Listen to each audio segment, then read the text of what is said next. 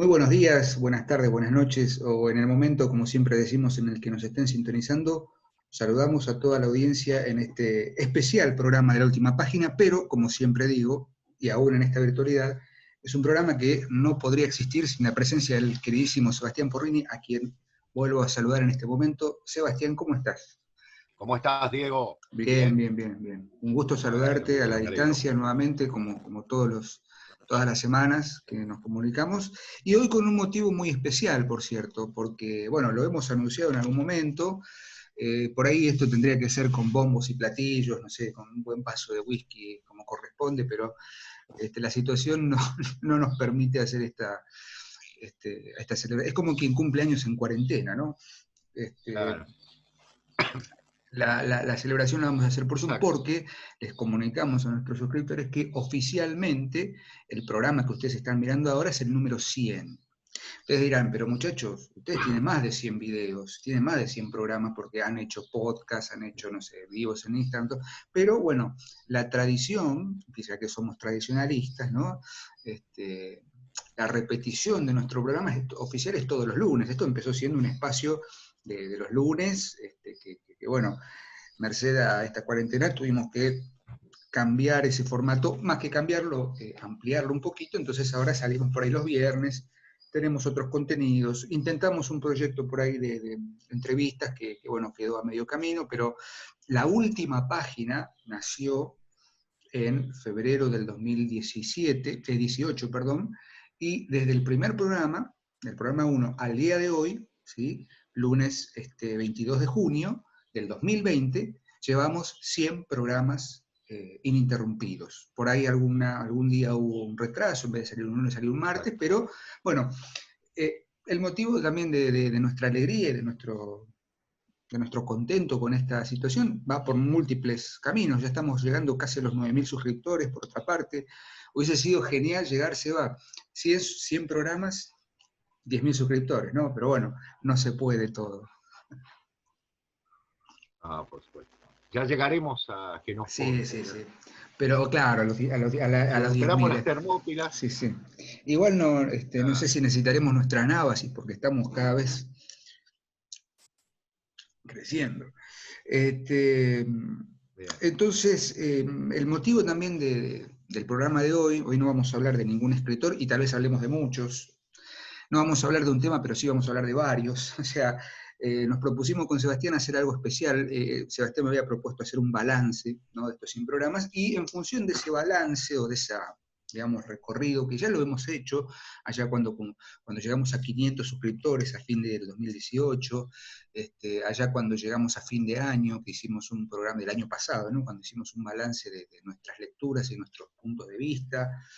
Cada vez que llegamos a un momento así como a un número redondo, hacemos algún tipo de balance y por ahí no queremos repetirnos, pero sí por ahí ahora tomar la posta y charlar de algo que nos vienen preguntando mucho y que obviamente, a ver, nuestros suscriptores saben, los que nos ven y nos siguen fielmente, asiduamente, saben que tenemos a veces tomas de postura un poco caprichosas de mi parte, si se quiere. Me han dicho que soy temperamental, puede ser, que no dejo hablar, no lo dejo hablar a Porrini, pero a veces nos invade la pasión y la vehemencia. ¿Por qué? Primero porque somos profesores de literatura. Y segundo porque justamente por ser profesores de literatura tomamos muy en serio nuestro oficio y nos encontramos cada vez más en una cultura, si es que se puede llamar cultura, en la que dominan ciertas formas preconcebidas o ciertas ideas cristalizadas o ciertas ideas supuestamente innovadoras o renovadoras de qué sé yo qué, de un objeto como lo es la literatura, como lo es el arte también, como lo es la lengua, el lenguaje y demás, parte de nuestra identidad, como siempre me gusta escuchar a Sebastián, el mito, en tanto mito la poesía y en tanto poesía el lenguaje forman parte de la configuración del ADN del ser humano. Entonces cuando nosotros abordamos esos temas, no lo abordamos desde la ligereza o desde la superficialidad que puede llegar a caracterizar de pronto un espacio en el que solamente tenemos 15 minutos, como sucede en muchos espacios en YouTube, y vemos por ahí booktubers a quienes respetamos porque tienen mucho mejor calidad de edición que la nuestra, pero que de pronto vemos que pasan por la obra, y no vamos a hablar de ninguno en particular, porque no nos interesa hacer un argumento ad personam, sino al formato booktuber. Es decir, nosotros habrán notado, no hablamos de libros, contamos el argumento, damos alguna apreciación y ya, ¿no? Tratamos siempre de pensar de qué manera entrar al texto desde otro lugar, que ese fue el primer proyecto, perdón, pero tengo una basura, fue el primer proyecto de La Última Página, allá en el 2018 con Roberto Calazo, la literatura leída desde otro lugar. Y en este fárrago de ideas surge un problema muy grande, Seba, que es, nos preguntan, por lo menos varios suscriptores nos han dicho, ¿por qué tanta, o por qué dejan evidenciar tanta tirria, si se permite el término, contra la teoría literaria? Que no nos cansamos de hacer esa suerte de afrenta en contra de la teoría literaria, sobre todo un tipo de teoría literaria, quizás la teoría literaria más canónica, ¿sí? La teoría literaria más del New Criticism, ¿no? De la nueva crítica o de la sociocrítica, o digamos, la teoría literaria de la década del 60 a esta parte. Es, digamos, el momento en el que, merced a todo el cambio cultural, que es la revolución cultural, entre comillas, ¿no? Con todo lo que la década del 60 significó en el ámbito, en el campo intelectual, filosófico, sociológico, cultural, político, ideológico, etc., obviamente la teoría literaria entró en esa marejada de supuestas innovaciones o qué sé yo qué. Así que bueno, la idea de hoy es charlar un poco, hacer un balance de qué es lo que nosotros consideramos como una lectura de literatura, o sea, cuáles son los fundamentos de nuestra lectura de la literatura, hacer por ahí un poco de defensa de cuáles son nuestras posturas respecto de la teoría literaria, y bueno, ver también qué sale un poco en este programa especial. Así que le voy a ceder la palabra a mi querido amigo Sebastián Porrini para no monopolizar esto, porque creo que la introducción está más que bien lograda. Así que Seba, te comparto el diálogo. Bien. Diego, si te parece, vamos directamente al hueso, ¿no? Yo creo que nosotros creemos que partimos desde el texto, o sea, de la inmanencia a la trascendencia, ¿no? Como dice el querido Julio Valderrama en su introducción a la poética. Y de alguna manera, el modelo que nos hemos planteado, que, bueno, es un modelo que siempre ponemos en crítica a la vez, viene a enfrentarse con cierta teoría literaria desde el punto de vista de que la teoría literaria, como vos bien decías, desde los años 60 para acá al menos, y un poquito antes uno podría decir que también, se encorseta de alguna manera en un principio básico fundamental que es intentar demostrar que el signo está vacío. Y nosotros venimos a decir que el signo no está vacío y que hay más cosas que el signo, ¿no? Es decir, somos un poco premodernos en ese sentido. Esto llevaría muchísimo tiempo, no quiero tampoco ser tan denso, pero voy a ir directamente al problema. Es decir, cuando nos encontramos con una obra, sea esta lo que fuere, ¿no? Sea un drama, sea una novela, sea un cuento, sea un ensayo literario, que también habría que discutir qué es literatura, que es algo que se viene discutiendo hace 300 años, ¿no? Específicamente. Yo creo que tiene que ver fundamentalmente con el concepto de ficción, ¿no? Básicamente.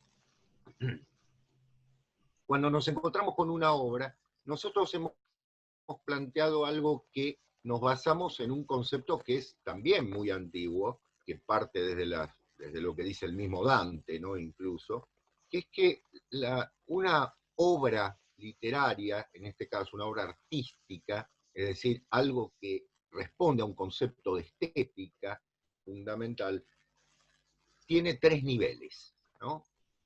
Un nivel literal, por llamarlo de alguna manera, un nivel retórico, por llamarlo de otra, y un nivel simbólico.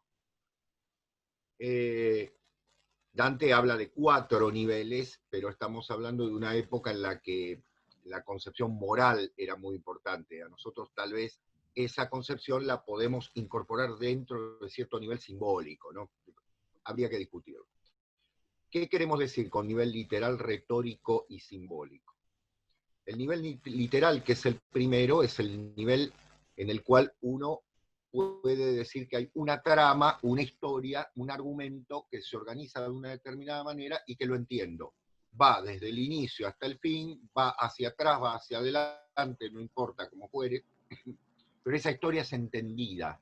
Es entendida, como decimos siempre, y como le gusta decir siempre a Diego, ¿no? Esta idea de que hasta un chico de 5 años la puede entender, ¿cierto? Es decir, si uno le cuenta en resumido campo, no sé, Hamlet o Edipo Rey a un chico, el chico lo entiende, la historia es entendible.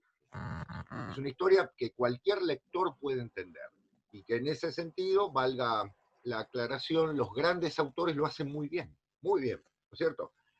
Es decir, tanto Cervantes como Dante, como Shakespeare, como Agatha Christie, tienen historias literales que son exquisitas, son fáciles de entender, son razonables y absolutamente comprensibles.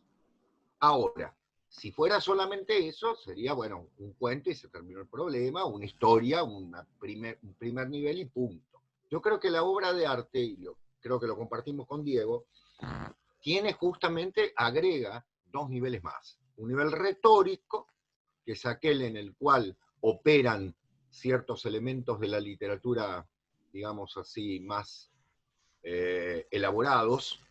Hay una serie de juegos, ¿no es cierto? Juegos en el buen sentido. El trabajo con el lenguaje, la construcción de metáforas, el trabajo con las personificaciones, el nivel propiamente de lo que tiene que ver con todos los tropos literarios, con los tópicos y demás, que de alguna manera es justamente la marca de ese estilo bello, de la sintaxis, del amor por el lenguaje, descubriendo que el lenguaje tiene un enriquecimiento y que es justamente lo que como la paleta del pintor o digamos así, o las melodías en una obra musical dan un segundo nivel, y un tercer nivel, que es el nivel simbólico, que nosotros le hemos dado mucha importancia, que es un nivel que no se encuentra en todas las obras, evidentemente. Uno puede decir, ¿hay nivel simbólico en cualquier obra? No, evidentemente no, porque eso es lo que venimos a resaltar. Es decir, existen obras en las cuales hay un nivel simbólico. Y ya hemos trabajado muchas veces lo que es el símbolo, pero recordemos que los símbolos son representaciones arquetípicas, son elementos que aparecen operando más allá de la decisión de un autor, eso es lo maravilloso, que de alguna manera nos remiten a toda una historia propia de la humanidad, que justamente es lo que nosotros llamamos el nivel trascendente. Hay un nivel inmanente, que es el del nivel literal, podríamos decir, sumado al nivel retórico. Uno podría agregar a esto también los elementos culturales y demás, por supuesto, sí. Pero teniendo en cuenta que la operación literaria es una operación que cuando verdaderamente es una obra de arte consagrada, es decir, cuando se consagra como tal, hay un nivel simbólico. Ese nivel operativo es el más complejo. Es el más complejo y el más simple, perdón por la supuesta contradicción, porque es el nivel más complejo porque hemos perdido la capacidad de comprensión simbólica debido a una educación que hemos recibido directamente, y es el nivel más simple porque está en nuestro ADN. Y solamente deberíamos hacer un nivel de introspección buscando esos elementos, cómo operan sobre nosotros para darnos cuenta de que forman parte de nuestra vida. Y en relación con esa concepción, con esa teoría, que podríamos decir que es una teoría de la literatura, ustedes habrán escuchado miles de veces el concepto de receptor. Se ha hablado de toda una teoría de la recepción, Gauss y demás, ¿no? Que es muy interesante, pero que yo siempre me he preguntado lo siguiente. El autor piensa en el receptor, sí, obviamente, pero ¿puede pensar en todos los receptores de todos los tiempos? ¿O necesito inevitablemente pensar el receptor del momento? Cuando la obra supera el tiempo, como pasa con la Ilíada, como pasa con la Divina Comedia, por citar dos casos nada más, que se siguen leyendo. Evidentemente los receptores para los cuales cantó Homero y para los cuales escribió Dante ya no están. Y su concepción del mundo y su contexto histórico ya no está. Es decir, supera el contexto histórico.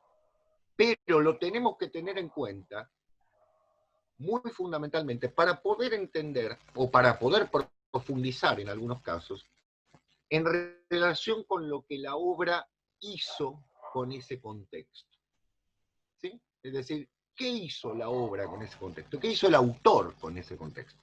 Porque para nosotros es muy importante el autor. El autor no ha muerto, el autor no está muerto, el autor está en la obra. ¿Sí?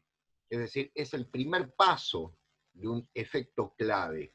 Su visión del mundo, su propia concepción del universo es importante para poder compendiar o, si se quiere, acercarse a la obra. Esto no quiere decir que uno tenga que saber la biografía. Era el problema contra el cual reaccionaron, claro, contra el cual reaccionaron los primeros críticos de la teoría de los autores. Pero no es eso de lo que estamos hablando, sino de su cosmovisión, de su visión del mundo, si se quiere. Por eso ponemos mucho hincapié en que más que una teoría literaria, creo que lo que hay que conocer, y Diego me parece que lo comparte, es, digo, voy a enumerar, cuando esa persona vivía, uno, ¿qué filosofía estaba dando vuelta en derredor? ¿Qué filosofías anteriores? ¿Qué concepciones del mundo? Sobre todo en Occidente, ¿no? Si hablamos de una obra oriental, la cosa empieza a variar. ¿Qué filosofía, qué forma de pensar había en ese momento? ¿Contra qué estaba reaccionando o a favor de qué estaba reaccionando esa obra? Por lo tanto, también el contexto de lo que diríamos el contexto literario, porque uno cuando lee el Quijote se da cuenta de que la novela de caballerías estaba ahí, ¿no es cierto? Estaba rodeando el mundo, estaba construyendo un mundo literario. En segundo lugar, los autores que leen a otros autores. Lo hemos dicho 1000 veces, Diego, ¿no? Es decir, qué enriquecedor, en el mejor sentido, es leer a Ítalo Calvino leyendo a otros autores. Qué enriquecedor es leer a Borges, por supuesto, leyendo a otros autores. Qué enriquecedor es leer a Saer leyendo a otros autores, por citar solo un grupo. Porque son creadores que miran la obra desde la creación, cosa que son autores.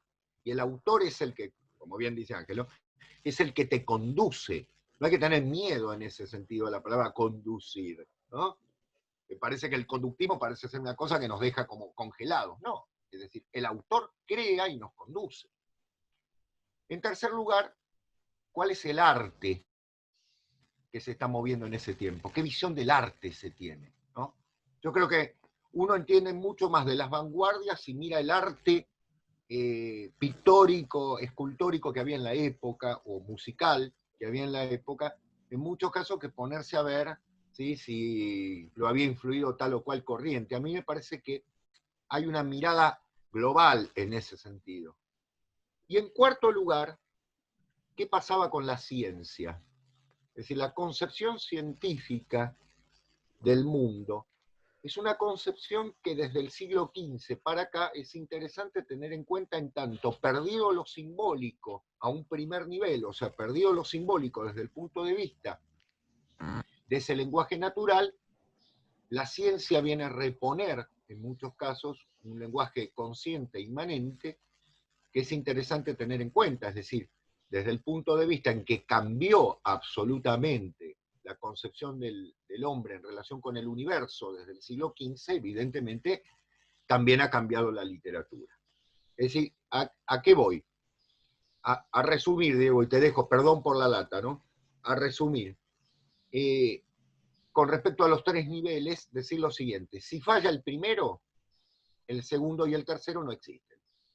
Es decir, si no entiendo lo literal, no soy yo que no estoy entendiendo, sino que es la obra que no es buena. Tenemos un primer nivel destruido. Y en segundo lugar, más que una teoría en relación con una inflación del texto, creo yo que la crítica de los autores, y fundamentalmente el contexto filosófico, colaboran más para la comprensión de una obra que la lectura desde ciertos modelos encastillados, ¿no? Que me parece que en muchos casos solo sirven para una obra. Como decimos siempre, si tomo un cuento de 15 páginas y el análisis tiene 300, me parece que estamos yendo a algo que es realmente un delirio, ¿no? Perdón. Sí, no, al contrario, me parece clarísimo y me parece muy, voy a decir una palabra por ahí poco afectuosa, muy sistemático, en el sentido de plantear también cuáles son nuestras bases, ¿no? Porque una de nuestras preocupaciones ahora, porque voy a decir otra cosa por ahí que va a sonar un poco petulante, pero ¿sabés qué me pasa cada vez que subimos un programa, Sebastián, y cada vez que vemos los comentarios y nos intercambiamos mensajes y audios y llamados por teléfono? Decimos, che, ¿viste que el programa de fulano tuvo en 24 horas 600 vistas? ¿Eh? Llega un momento en que uno siente una responsabilidad. Yo siento una responsabilidad hacia esos 8.000, 9.000 suscriptores, que estimo que de esos 8.000 habrá unos 1.000, 2.000 que están ahí viendo, porque nuestros programas tienen un promedio de entre 1.000, 2.000, 3.000 vistas. Hay programas que tienen ya casi 14.000, 13.000 vistas. Por ejemplo, el de Melchi Aliade me sigue sorprendiendo muchísimo cómo va creciendo. Baudelaire, otro programa. Y hay otros programas que no llegan a las 1.000, con mucha suerte llegan a 1.000. Pero digo, cada vez que vemos eso, uno siente la responsabilidad de decir, bueno, a ver, hay personas que nos miran, que nos consideran humildemente con cierta autoridad dentro de lo que es hablar de literatura o comentar literatura, y que a su vez confían en nuestro criterio, que digo por otra parte, nosotros tenemos este criterio que acaba de exponer muy bien Sebastián, esta mirada de la literatura en 3 niveles, siguiendo obviamente el planteo que ha hecho Dante, pero también tenemos que hacer la salvedad de que no vamos a hablar o no vamos a responder de pronto a ciertos pedidos, porque primero creo que no los tengo, yo por lo menos hay muchos de los que nos piden que no los tengo leídos y no los voy a leer, por otra parte, porque justamente no están dentro de ese parámetro que nosotros consideramos. Ojo, le hago otra aclaración y abro el paraguas. No voy a venir a decir, y creo, Sebastián, que compartís conmigo, que eso no es literatura. No, claro. Voy a No, poner un es ejemplo muy literatura. claro. Lo hemos hablado, y acá saquemos, ¿no?, las caretas, o las máscaras más que las caretas. Decimos, bueno, nos piden a Bolaño, Roberto Bolaño. Nos piden a ¿quién es el otro? A César Aira. Nos piden, ¿no? César Aira, ¿qué opinan de Bolaño? ¿Qué opinan de Aira? Aira Bolaño, Aira Bolaño. Y sinceramente lo hemos dicho en algún vivo, lo hemos dicho, lo hemos esbozado así con cierta sorna de mi parte, ¿no? Aires que no cesarán, de qué sé yo qué. No consideramos que ahí haya más que un primer nivel y escasamente un segundo nivel.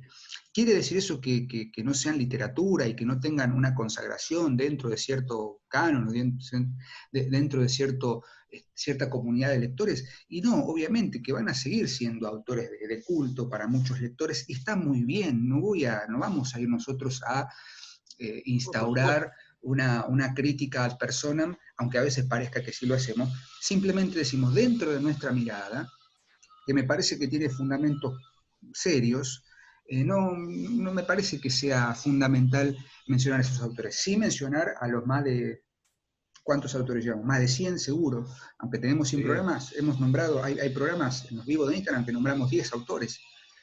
O sea, nuestra biblioteca, si yo veo la lista de todo lo que hemos hablado, deténganse en eso. Hemos hablado también de autores que por ahí, como si con sa, qué sé yo, los primeros programas por ahí que eran una prueba, nos hemos hecho un programa sobre Samantha Schweblin porque queríamos probar cómo era este contenido, cómo nos desenvolvíamos hablando sobre algo que teníamos muy fresco, que era una novelita de ella, pero digo, después hemos hablado de Vico, hemos hablado bueno, de los grandes poetas románticos ingleses, de los simbolistas, hemos hablado del tradicionalismo, que lo tenemos un poco olvidado, pero sigue ahí presente. Y no, es decir, hemos hecho un abanico impresionante de obras que de alguna manera forman parte de nuestra biblioteca personal porque cumplen con estos parámetros. Entonces digo, esta responsabilidad que nosotros tenemos para llevar una mirada de lo que es la literatura al público tiene un fundamento, si se quiere, teórico. Y me gustaría hacer una distinción, porque si tomamos el concepto de teoría, por eso nuestra discusión sobre lo que es la teoría literaria, No olvidemos que la palabra teoría viene del griego teoreum, teorein, ¿sí? Que significa observar. ¿Sí? Uno puede establecer una teoría si primero hace una observación de la obra. Y la observación no es solamente mirar la obra y entenderla. No. Observación es, y ahí cito a Ángel cuando menciona la idea de la autoconciencia, una vez que yo puedo entender a partir de la observación que la obra me gustó, la obra me generó tal o cual sensación, la obra me llevó a reaccionar. En el programa que subimos el otro día, en el vivo, que decías, hay obras que me golpearon tanto que no pude volver a ella. Bueno, la pregunta es, ¿por qué te golpeó tanto? ¿Por qué no volvés a ella?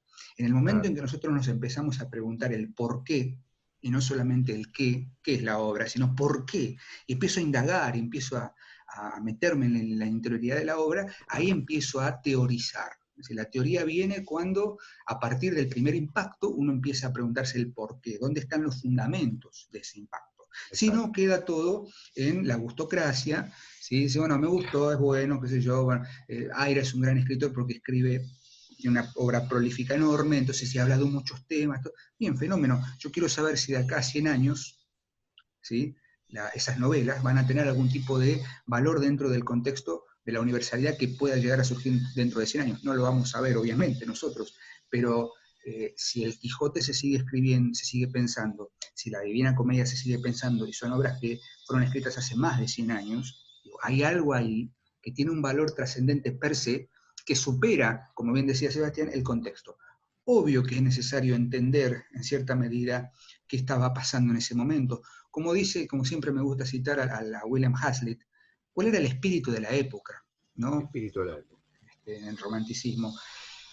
Y en el sentido de que nuestra concepción de literatura tiene por ahí un asidero un poco más cercano a Dante, quiero citar, porque obviamente si este es el programa número 100, tengo que citar el origen de nuestro programa, que es La literatura y los dioses, de Roberto Calasso. Voy a citar un párrafo, si me permiten. Ahora bien, pregunta Calasso, ¿sabemos con exactitud qué significa literatura? Si hoy en día pronunciamos esta palabra, advertimos enseguida que un abismo nos separa de lo que significaba para cualquier escritor del siglo XVIII, mientras que ya a principios del siglo XIX había asumido ciertas connotaciones que hoy nos resultan inmediatamente reconocibles. Estamos hablando de los años 90, ¿no? Calasso escribe este libro en los 90.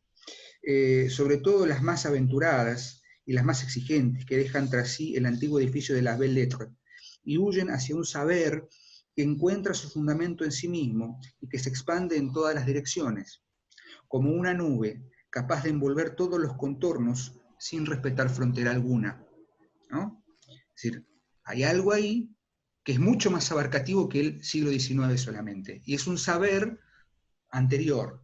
Exacto. Este ser nuevo, cuya fecha de origen es imprecisa y habita aún hoy entre nosotros, puede definirse como literatura absoluta. Literatura porque se trata de un saber que se declara y se quiere inaccesible por otra vía que no sea la composición literaria. ¿Ah? Ni teoría, ni crítica literaria. Literatura desnuda, absoluta, porque es un saber que se asimila a la búsqueda de un absoluto y por tanto no puede referirse a nada que sea más pequeño que el todo. Al mismo tiempo, es en sí algo absolutum, escindido de todo vínculo de obediencia o pertenencia, de toda funcionalidad respecto al cuerpo social. Y bueno, sigue Calasso, ¿no? ¿Por qué cito a Calasso?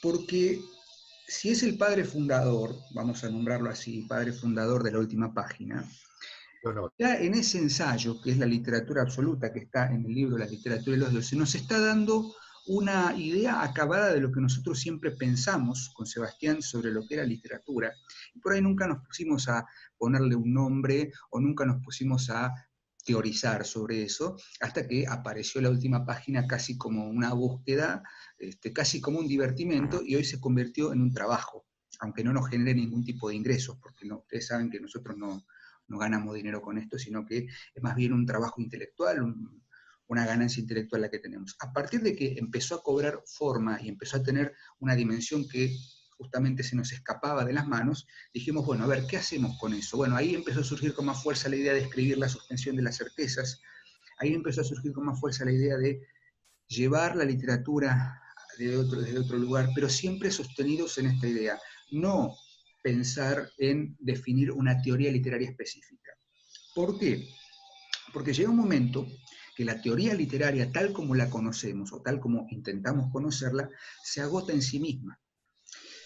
El otro día, hago una confesión así de una anécdota personal, encontré muchísimos apuntes de cuando yo estudiaba en el profesorado. Muchos de ellos eran de teoría literaria. Y encontré los capítulos de Terry Eagleton, ¿no? Una introducción a la teoría literaria, y de Fokema Ibsch, dos autores, creo que rusos o alemanes, no alemanes, sobre lo que es la literatura, qué es la teoría literaria. Y cuando empecé a ver, yo leí esos textos cuando tenía 20 años, no entendía nada de lo que era la materia de literatura como algo más absoluto, y recuerdo la enorme angustia que me había generado la lectura de esos textos. La angustia tal que me llevó, por ejemplo, a desaprobar varios final o varias instancias de final, porque era como si tratara de balbucear un lenguaje que era absolutamente incomprensible para mí. Pero ¿por qué digo? No porque estuviera mal escrito, no porque fuera algo críptico, sino porque obviamente dentro mío había algo que reaccionaba en contra de una mirada tan puntual, tan focalizada en un momento y focalizada en ciertos objetivos de la literatura. Sin ir más lejos, Terry Eagleton, crítico literario, autor de varios libros sobre teoría literaria, se focaliza en una mirada obviamente marxista de la literatura. Y yo en ese momento no tenía idea de lo que era el marxismo. Entonces me quedé afuera absolutamente de toda esa mirada de la dialéctica. Con el tiempo, cuando fui siendo un lector un poco más preparado, volviendo a esos textos, digo, bueno, esto es lo que quería decir, y aún así me seguía generando un vacío enorme. ¿Por qué? Porque justamente ese tipo de miradas de la teoría literaria responden a la contramirada que plantea Calazo. Se preocupan más por querer pensar que las partes son más absolutas que el todo, cuando la mirada tiene que ser inversa. ¿Sí? Entonces, claro, ¿qué vamos a buscar en la literatura? Bueno, nos centraremos en la literatura del siglo XIX, esto lo dice más o menos así Eagleton, en tanto y en cuanto es la lucha de clases que buscan rebelarse ante el poder oprimido de la revolución industrial. Primer nivel. Claro, sí, obvio, sí, las novelas de Dickens son eso, obviamente, pero podemos decir que una canción de Christmas Carol, de una canción de Navidad, es solamente una crítica al capitalismo salvaje, cuando Ebenezer Scrooge está viendo fantasmas de Navidades pasadas y hay una operación de un elemento trascendente y fantástico que se come cruda a toda la connotación coyuntural de la revolución industrial. ¿Sí? Podemos leer solamente a los poetas románticos ingleses como poetas rebeldes que se están rebelando ante la Revolución Francesa y buscan una postura política. Evidentemente no. Insisto, como lo que decís, es un primer nivel de lectura, sí, pero si no encontramos algo más, si no encontramos un absolutum, como dice Roberto Calazo, nos quedamos a mitad de camino. Por eso nosotros tenemos una mirada, o por lo menos consideramos que la literatura tiene otros elementos a considerar.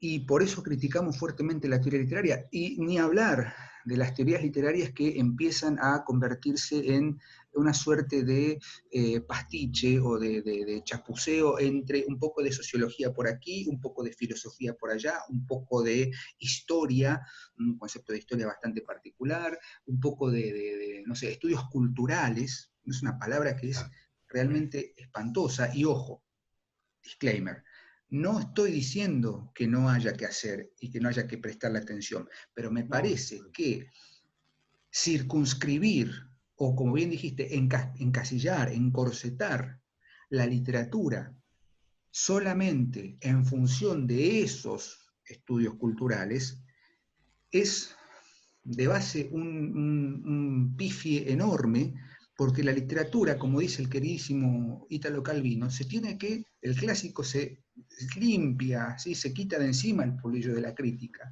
Yo al día de hoy sigo escuchando con mucho énfasis, muchos estudiantes que tengo en el profesorado, muchos lectores que recién inician diciendo, no, porque acá en la literatura habla de la ideología y la ideología tiene que estar presente y la cuestión de los colectivos. Está muy bien, sí, yo no digo que no haya que prestarle atención, pero me parece que ni la literatura solamente, ni el lenguaje o la lingüística profunda son los espacios en los que se va a dirimir esa problemática, porque es una problemática que viene de otro campo, que tiene rebote en la literatura, sí, pero no podemos pretender que la literatura lo resuelva. La literatura no tiene que resolver nada. La No, literatura no resuelve nada, la literatura nos obliga a pensar, la literatura nos lleva a mirar el mundo de otra manera.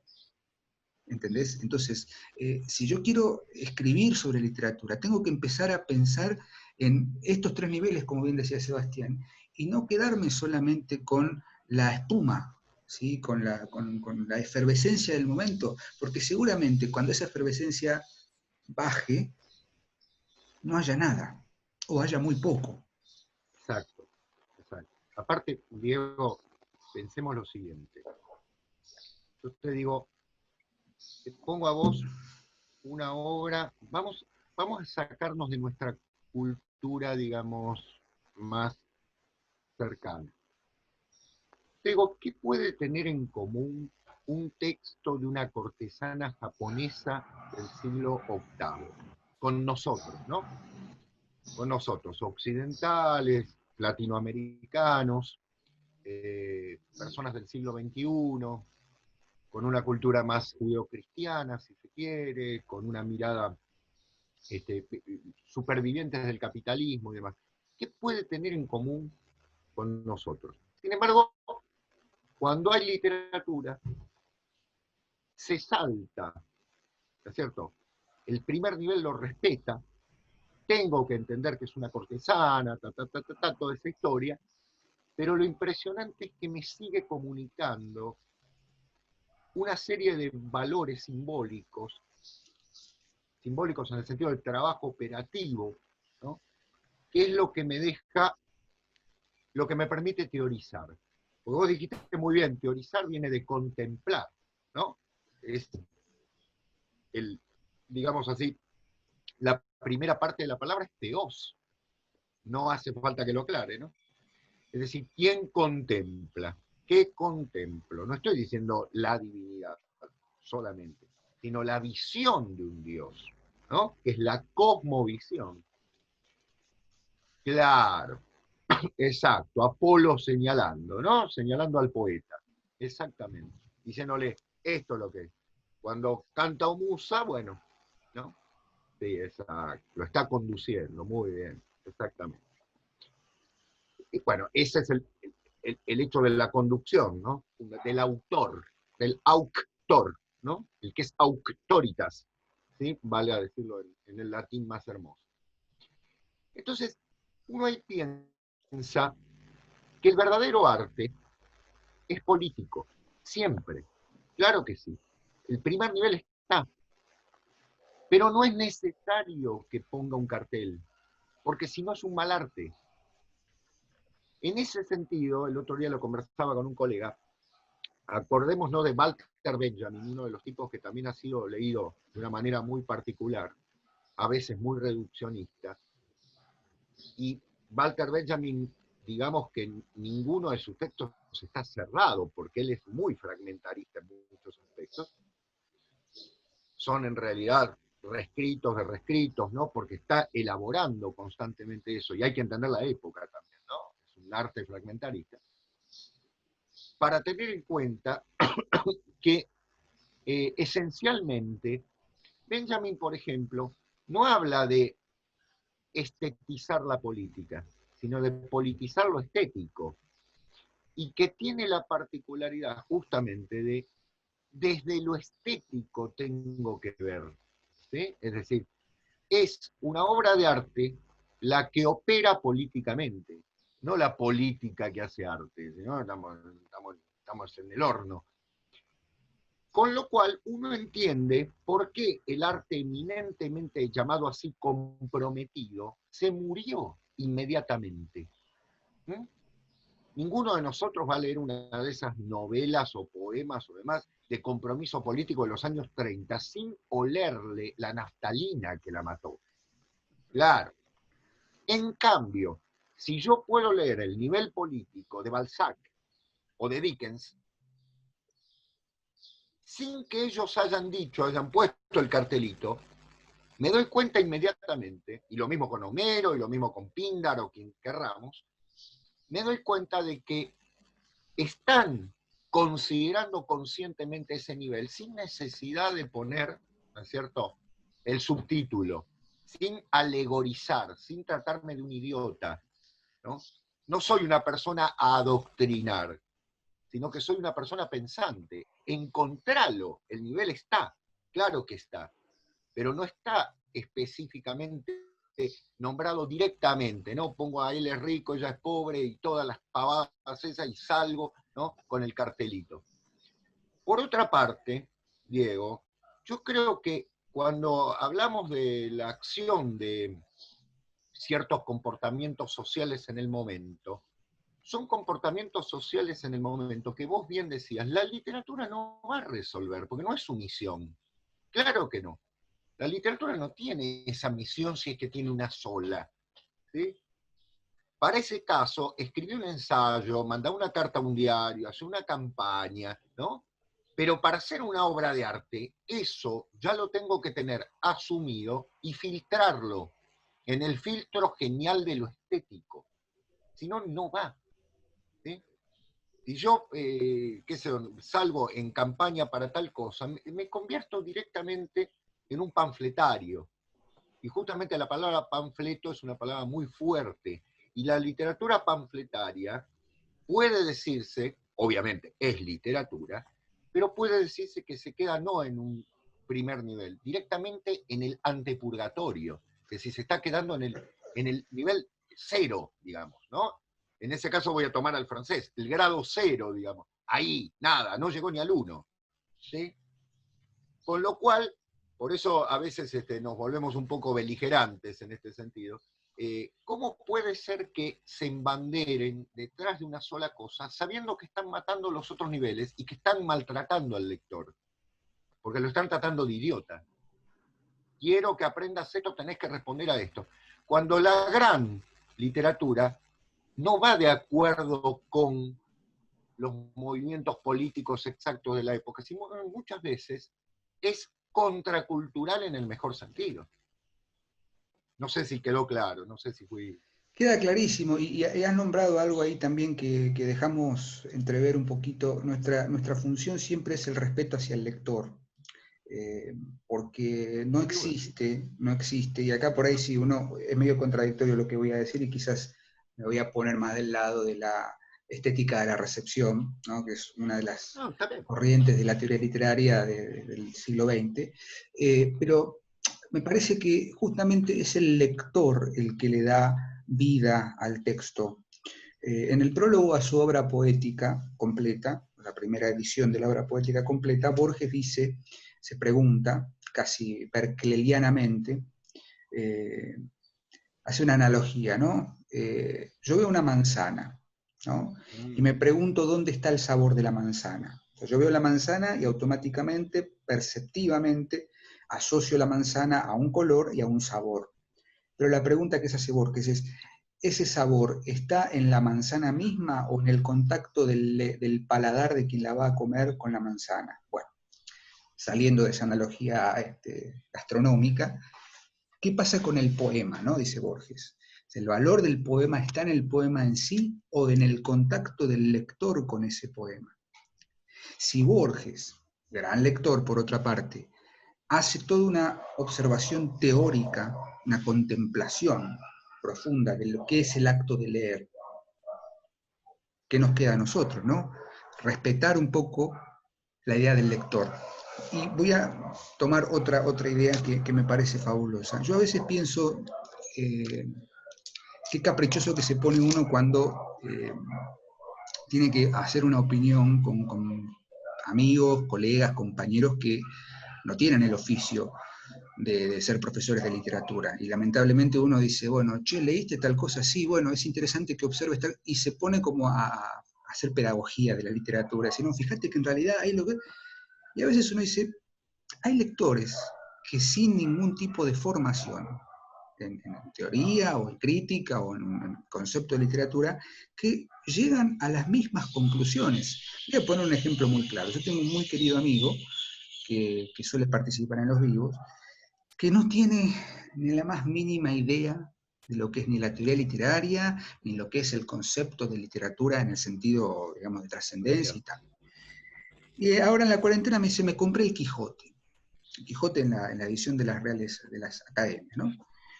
Y lo estoy disfrutando de una manera, me dice, perdón, voy a decir una mala palabra, me cago de risa cada capítulo, y me genera, y lo estoy leyendo, ya terminé la primera parte, y ahora estoy empezando la segunda. Y yo digo, Dios mío, en el buen sentido, este amigo mío está leyendo una obra que a nosotros nos ha llevado años de estudio, o páginas de lectura para... Y, Nos lleva. y nos lleva todavía, y el tipo está disfrutando esto que decías anteriormente. ¿Encontró el primer nivel? Sí, por supuesto.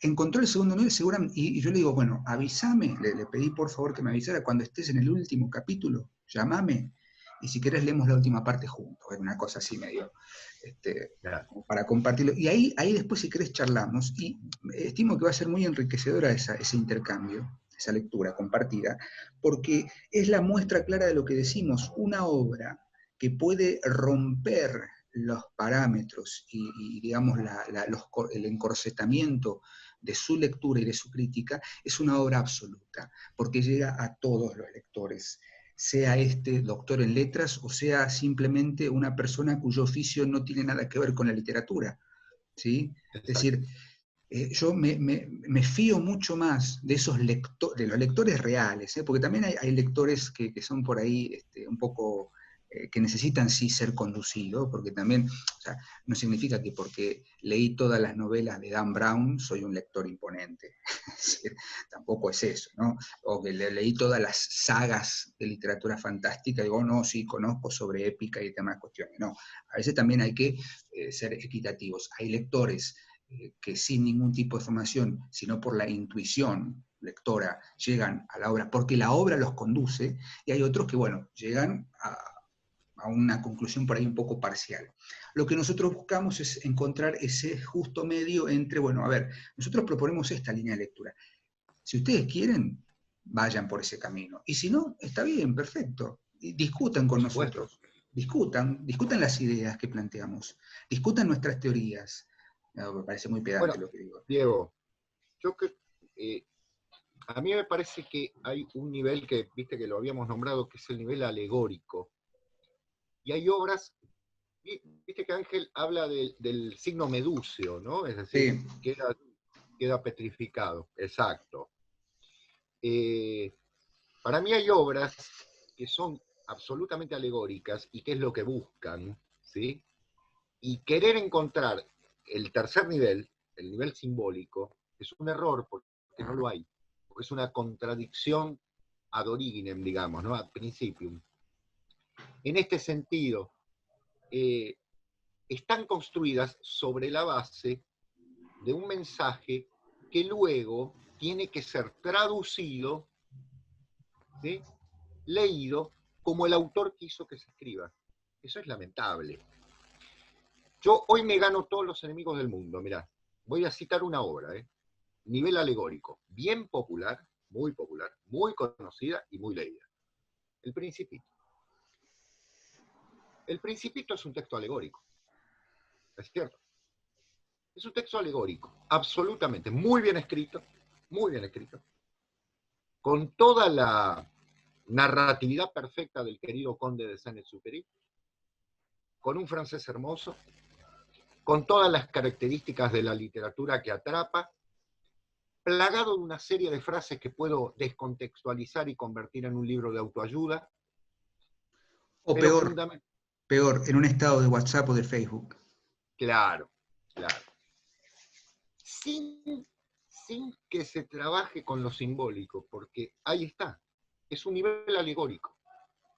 Y yo creo que el conde de Saint-Exupéry sabía perfectamente que era un texto alegórico. Por eso requirió ¿de qué? De dibujos. Es decir, requirió del dibujo para dejarme en claro que es un elefante lo que está adentro de una boa. Y no tengo más que pensar. Y necesito que alguien me diga, ¿y qué es un elefante? ¿Qué es? No es simbólico, no me abrió hacia un mundo de trascendencia, sino que me dejó en el nivel en el cual una cosa significa, no simboliza, significa esto. Eso es el nivel alegórico. Me dejó así. Pero no así por admiración, sino así porque necesito que me lo expliquen. Por eso lo leo una vez, 2 veces, 3 veces, 4 veces. Viste que hay personas que lo leen todos los años. Está perfecto. Y encuentran una enseñanza. Y esa enseñanza es el nivel moral de la moraleja alegórica. No es un nivel simbólico. Mira, yo no quería mencionar al principio, se me vienen a la cabeza 2 títulos similares. Juan Salvador Gaviota de Richard Bach, creo. La misma idea. La misma idea, y el otro texto es El Caballero de la Armadura Oxidada de Robert Fisher. Claro.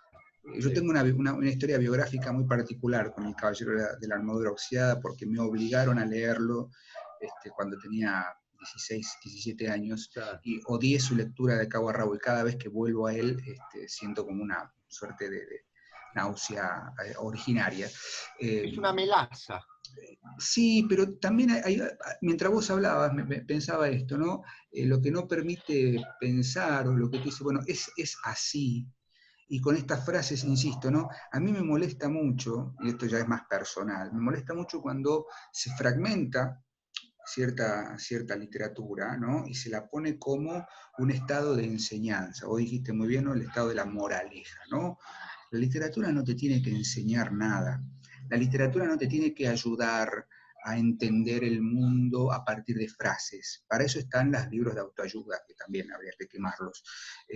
O en todo caso, que la literatura sirva para encontrar otros caminos, que la literatura sirva para pensar, pero no para decir, hoy no sé, estoy triste porque el mundo no me comprende, entonces voy a citar un fragmento del Principito para decir, bueno, pero lo que importa, lo esencial es invisible a los ojos.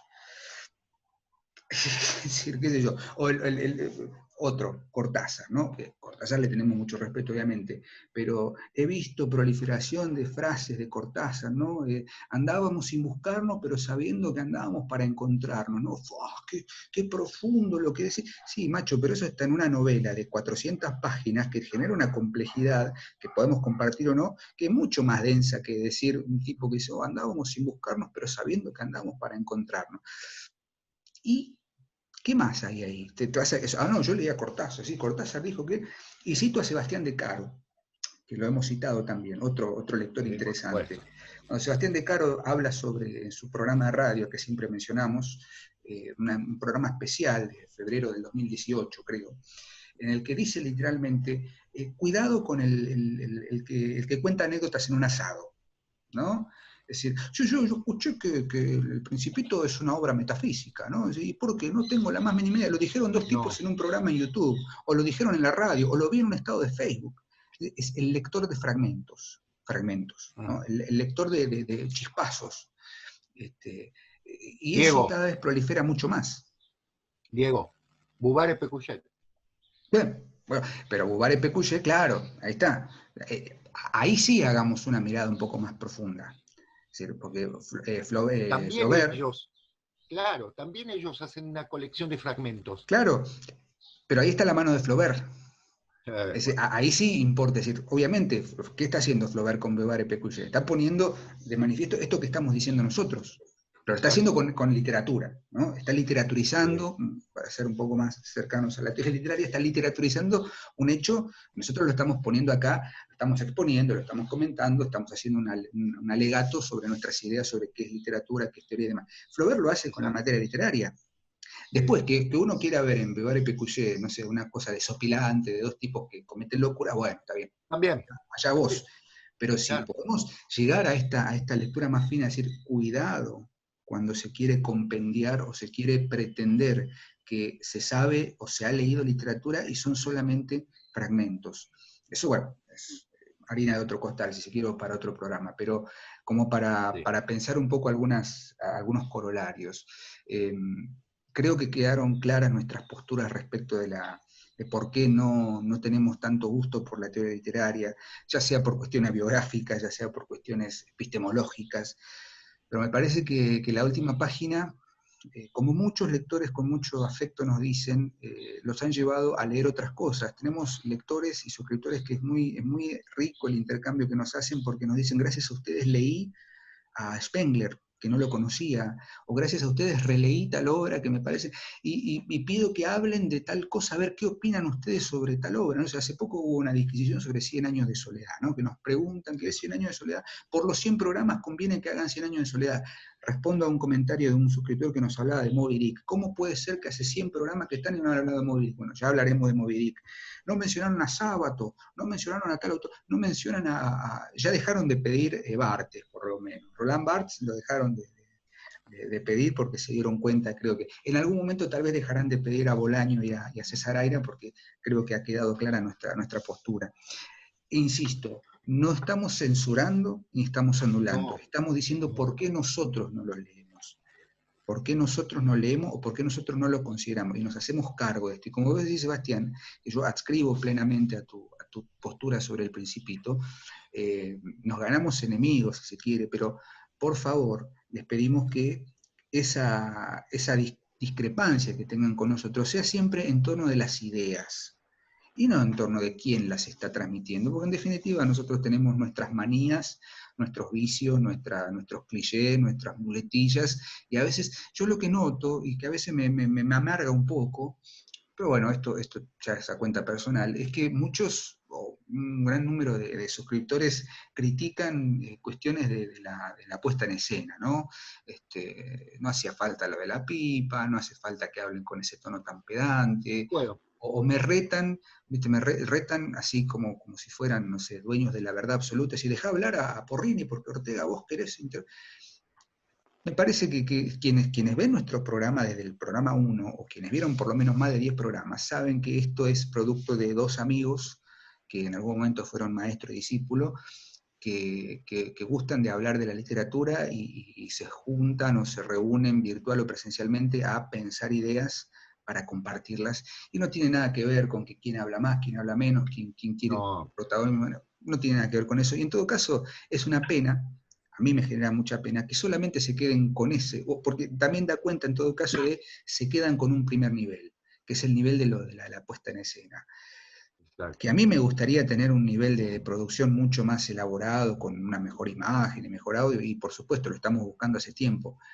Hacemos lo que podemos con los instrumentos que tenemos y nuestro Seguro. objetivo es el contenido, por eso siempre nos preocupamos por de qué vamos a hablar, de qué vamos a pensar, sobre qué vamos a pensar, y no tanto cómo. Si yo uso corbata o no uso corbata, si fumo más, si fumo menos, si tomo whisky o no tomo whisky, eso corresponde a lo que hacemos inclusive sin cámaras, ¿Sí? ¿entienden? Lo hacemos sin cámara. Puede ser un café, puede ser un té, puede ser mate, puede ser una medida de escocés, puede ser... Digo, eso forma parte de nuestra identidad y no va ni a favor ni en contra de qué es lo que queremos que se lea y cómo queremos que se lea. Ujú. O sea, a mí me gustaría, y voy a Exactamente. decir una barbaridad, qué sé yo, mientras doy clases con mis alumnos del profesorado, tener algo para tomar o algo para, legalmente no se puede y voy a ir en contra de todos los parámetros, que no se Y puede fumar fumar. en lugares cerrados, pero les aseguro que esos intercambios son mucho más agradables cuando uno está en el placer propio de poder hablar con esa libertad. O sea, Ujú. no seríamos nosotros si no nos tomamos estas libertades de poder hablar Por como supuesto. queremos. Porque eso es lo que nos caracteriza, eso creo que es lo que ha hecho la identidad de la última página. Sin duda, sin duda. Mira, Diego, yo supongo que esto, cuando tengamos otro nuevo aniversario, lo podríamos seguir tratando. Eh, es un tema que estamos trabajando. Vos hablaste de la suspensión de las certezas. La suspensión de las certezas es un texto que vos sabés que se va a ocupar del siglo XIX, porque de alguna manera es la gran bandera, la autoconciencia a la cual la literatura, claro, a la cual la literatura llega, y, y esencialmente tener en cuenta de que allí hubo una serie de autores que comprendieron que la literatura había llegado al punto máximo, o sea, llegó a su fin, como dice Ángel, ¿no? Y que está muy bien seguir escribiendo, está muy bien, porque yo lo hago también y vos también, pero sabemos que hay una esencia de la literatura a la cual se llegó. Y bueno, en algún sentido por ahí queremos glosarla, pero ya está, ¿cierto? Ya está, ya se llegó. Del mismo modo que yo digo que se llegó con la música, ¿no? Pero bueno, podríamos seguirlo discutiendo, ¿no? Sí, a ver, insisto, vos, Sebastián, sí, porque tenés obra de ficción publicada y demás. Yo lo dije el otro día en un vivo de Instagram. Yo no soy escritor de literatura, humildemente puedo escribir apenas un volumen sobre Shakespeare muy, muy defectuoso, pero hay una búsqueda también. Una vez, hace poco, un suscriptor nos dijo cómo se nota que no son escritores y lo bien que hacen, porque son muy, no es una crítica, otra vez, ad personam. Uno trata de, primero, creo yo que nuestro objetivo es comunicar, obviamente, ¿sí? Porque la palabra comunicar es muy desgraciada hoy en día. Comunicar no más que transmitir. ¿Mm? Transmitir. Trasladar, pontificar, Ujú. porque hay algo que está agonizando, ¿sí? Que está en agonía desde principios del siglo XIX, que está en terapia intensiva.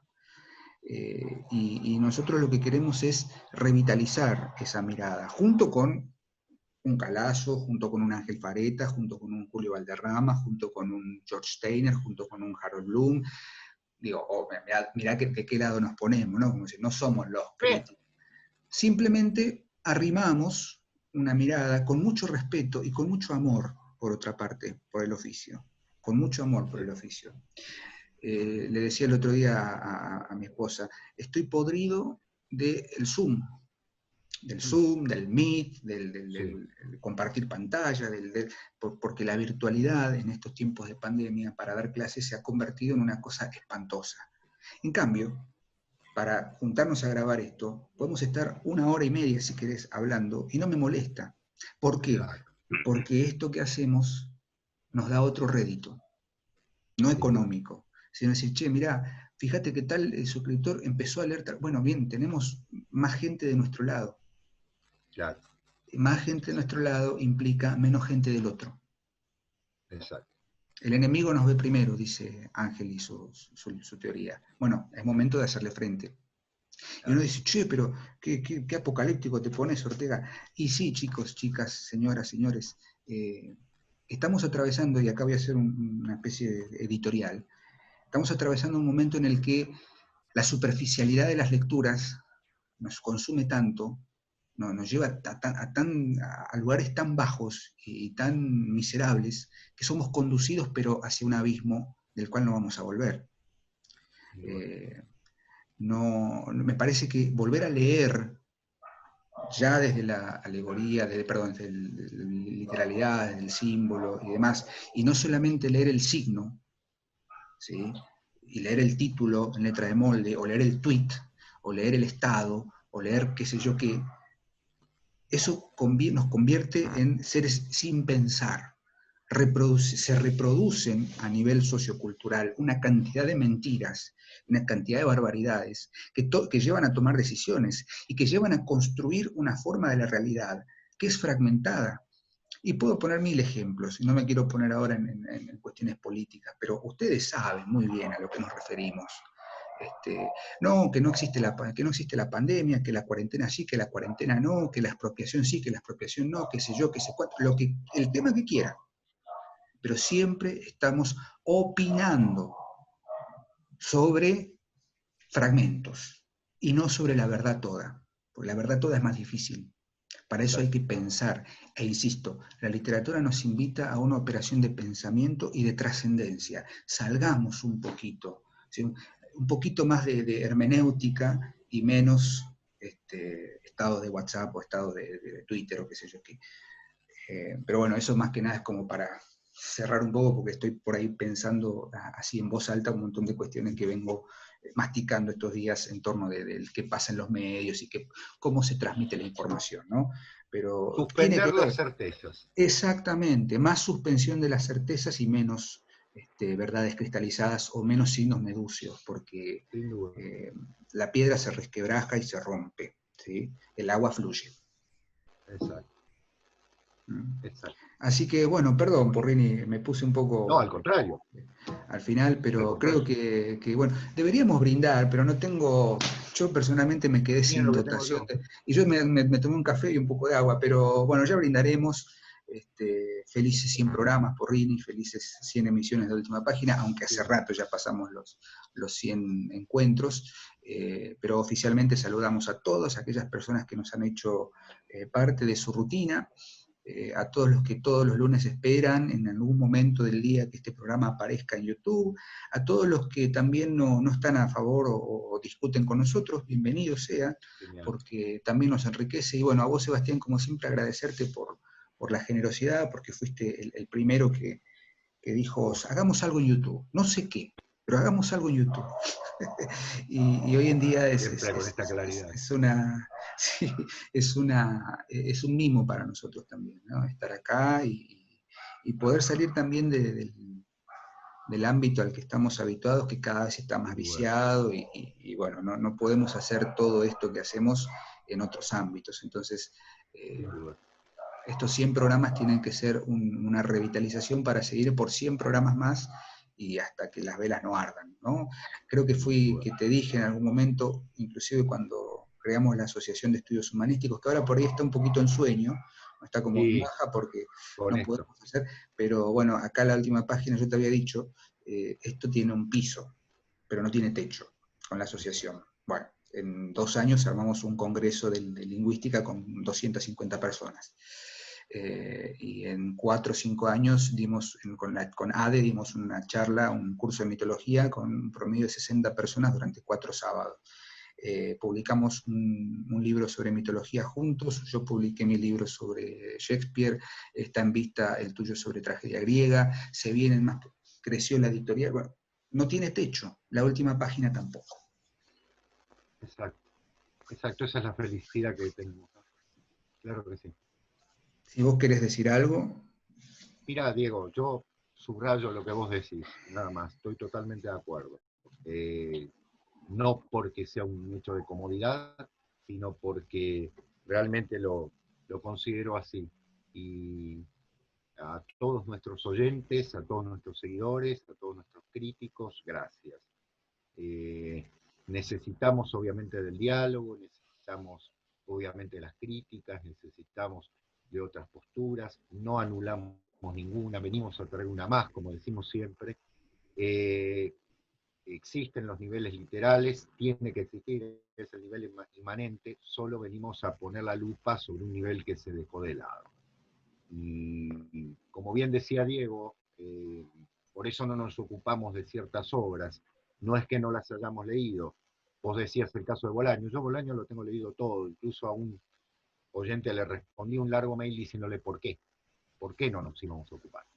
Pero si en algún momento esto insiste, bueno, vamos a hacerlo. Será un programa un poquito más ácido, pero bueno, no es nuestra intención, ¿no? Con lo que nos Así que cuesta la bueno, acidez. exacto. Diego, Felicidades y por 100 programas más. gracias. Y como siempre les decimos, próximamente seguimos leyendo, estamos acá, en un vivo en Instagram, tal vez en ese podcast que quedó ahí parado, pero va a Ya estar, vamos a volver. ya vamos a volver. Y a seguir leyendo, Porrini, como siempre decimos. A seguir leyendo. Y nos vemos el próximo lunes, como todos los lunes, en una nueva emisión de La Última Página. Chao y buena semana. Adiós, gracias.